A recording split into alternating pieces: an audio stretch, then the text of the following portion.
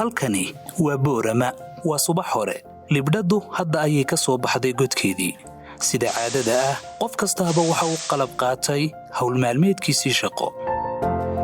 السلام عليكم maxay ku dhacay way gaadhay saacadii baskuye maalin duuxa suuri mudo laga mar karay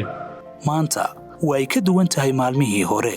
boqolaal arday ayaa ka baaqanaya goobahoodii waxbarasho isku socodka magaalada bariga iyo galbeedka oo xidhan awgeed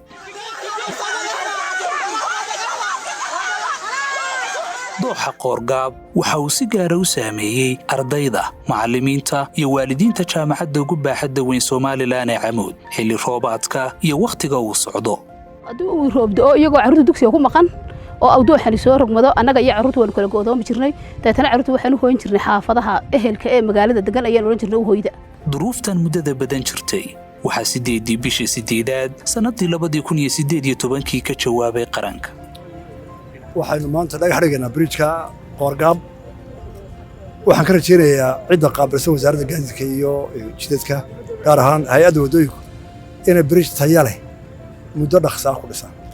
anaguna wuxuu ku qabsoomayo waa ka dadaalanaa haddii alla idhaha muddo badan oo dooxa qoorgaab ahaa caqabadda ugu weyn ee isku socodka magaalada bari iyo galbeed sababayna shilal badan iyo inuu ardayda ka hakiyo waxbarashada ugu dambayn 11 bishii tobnaad ee sanadkii 2020 waxaa la soo gebagabeeyey dhismaha bridge-ka Camuud ilaahay baa mahad leh maanta goobtan isugu keenay inaynu furo bridge-kan horumarku saas u jiraa halkan dadku marka wax qabtaan magaca la yaaca waa Camuud bridge anigu reer Camuud baan ahay Camuud baan ku faanaa waa Camuud bridge cid kasta ka hadasho qarankaana dhisay lacagtii cashuurtiina laga dhisay marka leeyahay xoolaha saaran lacag meel kama keen hadda cashuurta si wacan u bixisaan kuwan iyo kuwa la mid ah wadooyinka waa la bixin suldaan cashuurtu baa dadka haraba anayna xisaabtan way ka guuxaysay dadka oo shacbigu aad buu u dareemayay laakiin haddana kolka wali waxa ugu horeeyay isaga ayaa ugu horeeyay oo gartay aad buu uga mahadsan yahay bariijkan magaaladu madaxweyne dhinaca baa u ceersanayd kolka hore dhinaca galbeedka u ceersanayd waxa uu miisaamay hadda imika uu miisaamay magaaladii buu miisaamay